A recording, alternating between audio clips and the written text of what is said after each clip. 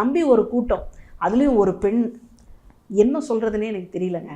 அந்த பெண் வந்துட்டு அதுலேயும் என்ன போடுறாங்கன்னா, அந்த பிரச்சார கூட்டங்கள்லாம் நடந்ததுக்கப்புறமா பெண்களினுடைய எழுச்சி அதிகமாக இருக்குது.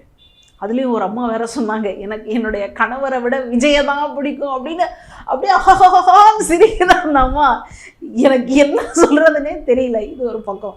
இன்னொரு அம்மா என்ன சொல்லுது, நான் வந்து தலைவர் விஜய் அவர்களை வந்து பார்க்கணும், ஒருவேளை பார்க்க முடியாமல் போயிடுச்சு, எனக்கு நான் இறந்துட்டேன், ஒரு இயற்கையாகவோ இல்லை எப்படியோ நான் இறந்துட்டேன் அப்படின்னா என் குழிக்குள்ளே அவருடைய படத்தை வச்சு தான் நான் அடக்கம் பண்ணணும் அப்படின்னு.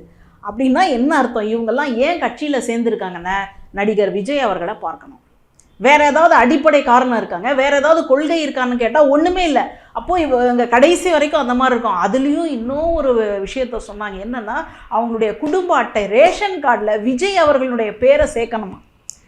அதுக்கு யாருங்க அந்த விஜய் அப்படின்னு அவங்க கேட்டிருக்காங்க.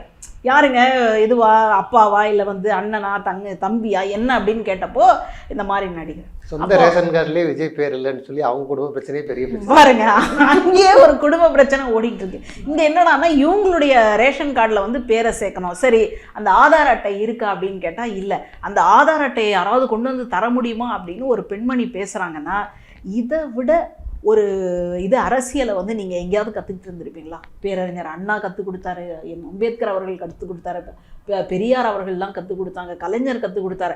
ஆனால் இப்படி ஒரு அரசியலை இந்த உலக வரலாறே பார்த்துருக்காது. ஒரு ரேஷன் கார்டில் யாருடைய பேர் இருக்கணும் அப்படின்ற குறைந்தபட்ச, அதுக்கு மேலே நான் சொல்ல விரும்பலைங்க, அது கூட இல்லாத நபர்கள் எல்லாம் ஒரு கட்சியில் வச்சுக்கிட்டு நாங்கள் தான் வந்து மாற்று சக்தி அப்படின்னு சொல்லிட்டு, இது ஏன் வந்து லேட்டாக ஃபைன் கொடுத்தாங்க அப்படின்னு சொல்கிறதெல்லாம் எவ்வளோ பெரிய முட்டாள்தனம்.